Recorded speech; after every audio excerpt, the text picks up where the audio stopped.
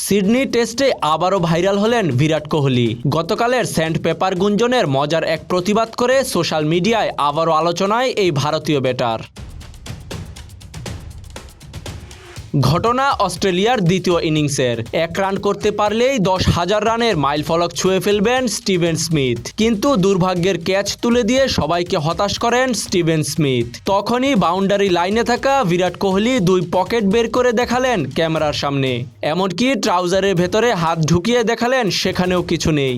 অর্থাৎ স্মিথকে আউট করতে ভারত কোনো স্যান্ড পেপার ব্যবহার করেনি, সেটাই বুঝিয়ে দিলেন আকার ইঙ্গিতে। এর আগে জসপ্রীত বুমরার জুতার ভেতর থেকে স্যান্ড পেপারের মতো বস্তু বের করার ভিডিও বেশ ভাইরাল হয়। তারই প্রতিবাদে আজ এই কাণ্ড ঘটালেন বিরাট কোহলি। তবে হারের লজ্জা নিয়েই এই ম্যাচে মাঠ ছাড়তে হয়েছে ইন্ডিয়াকে।